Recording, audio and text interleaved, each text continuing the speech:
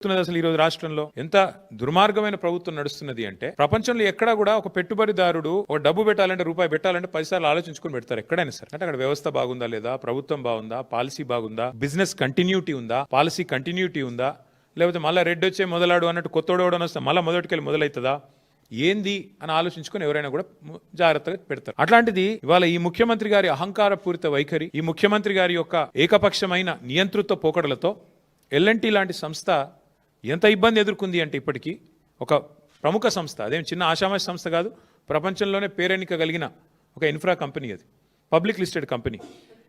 ఇంకా వాళ్ళకు 2070 దాకా ఉంది ఇక్కడ లీజు. హైదరాబాద్ మెట్రోది పీపీపీలో 2070 దాకా ఉంది వాళ్ళకు, ఇంకా 45 ఏళ్ళు ఉంది. ఫస్ట్ క్వశ్చన్ ఏంటంటే ఇవాళ ఎందుకు ఎల్ఎన్టీ అనే సంస్థ ఇక్కడ నుంచి వెళ్ళిపోయింది, దానికి ముఖ్యమంత్రి గారు రాష్ట్ర ప్రభుత్వం సమాధానం చెప్పాలి.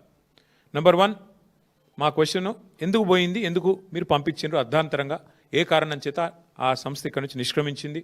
కరోనా కష్టకాలం ఎదుర్కొన్నది, నష్టాలు వస్తే ఎదుర్కొన్నది, రాష్ట్ర విభజన తర్వాత ఏదో రైడర్షిప్ తగ్గుతుందనే అపోహలను తట్టుకొని నిలబడ్డది. ఇన్నిటి తర్వాత ఇలా సంస్థ వెళ్ళిపోయే పరిస్థితి వచ్చింది. హైదరాబాద్ ఉజ్వలంగా, ఒకవైపు మీరే చెప్తున్నారు కదా తెలంగాణ రైజింగ్ రైజింగ్ అని, మరి అంత రైజింగ్ అంటే ఎందుకు పారిపోయే పరిస్థితి వచ్చింది ఎల్ఎన్టీ చెప్పాలని చెప్పి నేను ముఖ్యమంత్రిని కోరుతున్నాను.